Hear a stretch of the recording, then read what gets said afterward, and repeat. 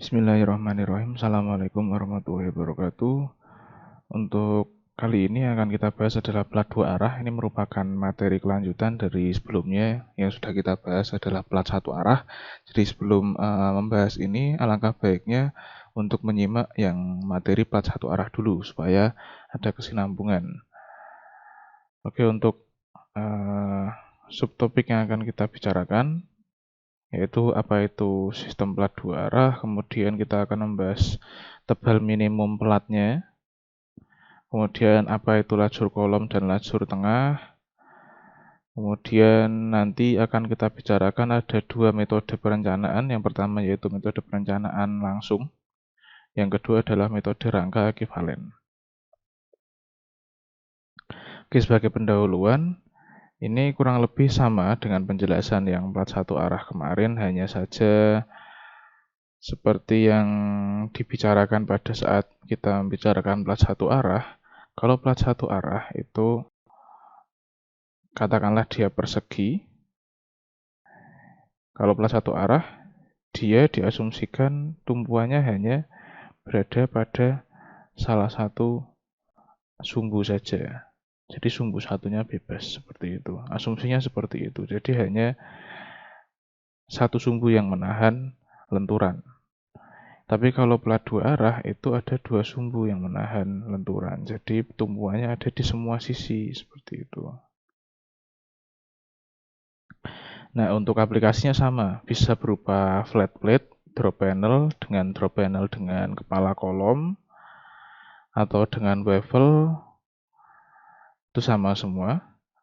Jadi plat dua arah apabila struktur plat betonnya ditopang di keempat sisinya dan rasio antara bentang panjang terhadap bentang pendeknya kurang dari 2, maka plat tersebut dikategorikan sebagai sistem plat dua arah. Sistem plat dua arah sendiri dapat dibedakan menjadi beberapa jenis.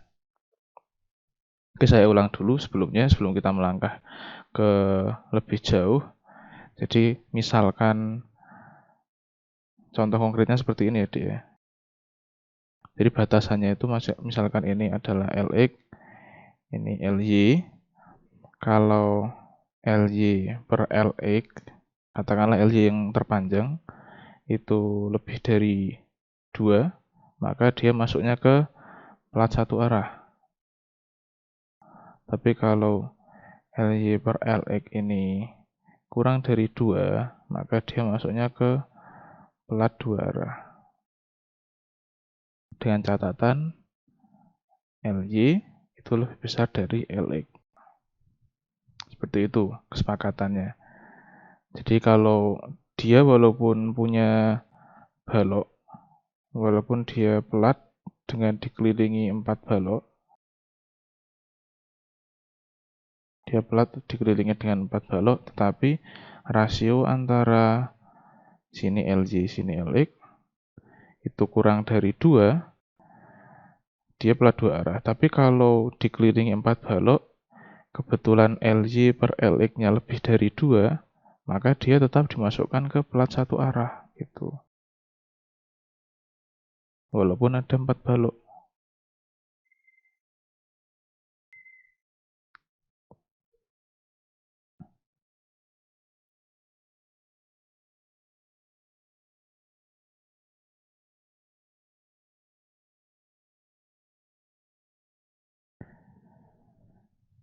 Nah, lazimnya plat satu arah itu sebenarnya idealnya hanya seperti ini, deh. Dia plat, kemudian baloknya itu hanya pada satu sumbu, seperti yang saya jelaskan di awal tadi. Seperti ini, atau juga hanya seperti ini gitu. Jadi posisi baloknya hanya pada satu sumbu, gini ya.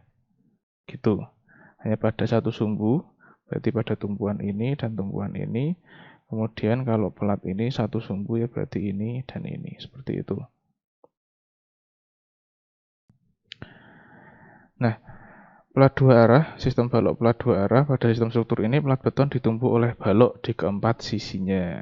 Nah, ini defaultnya plat itu kan ditumpuk oleh balok di keempat sisinya. Kemudian beban dari plat ditransfer ke keempat balok penumpu, yang selanjutnya ditransfer ke kolom. Sistem plat dua arah dengan balok ini dapat digunakan untuk bentangan 6-9 meter dengan beban hidup 2,5 sampai 5,5 kN per meter persegi. balok akan meningkatkan kekakuan pelat, jelas ya, sehingga lendutan yang terjadi akan relatif kecil.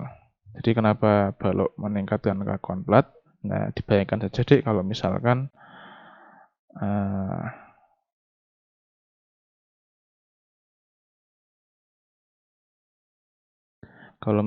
adik-adik punya pelat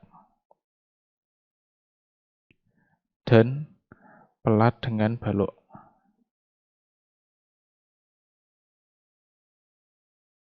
Nah, pelat dengan tebal yang sama, misalkan katakanlah tebalnya A,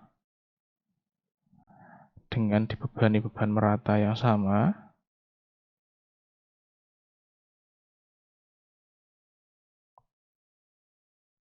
ini besarnya sama ya.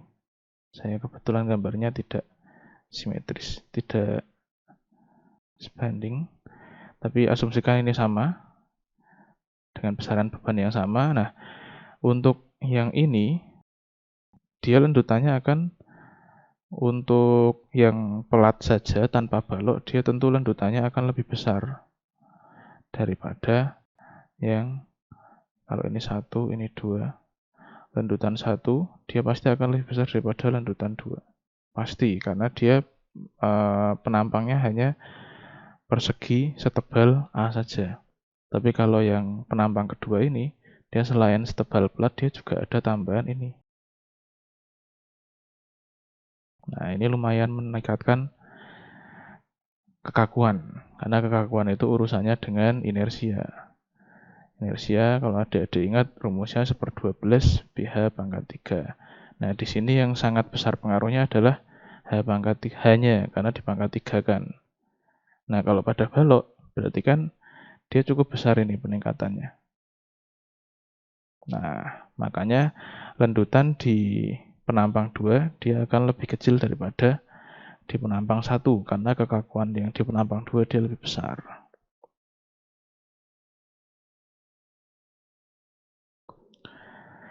Sistem pelat dua arah.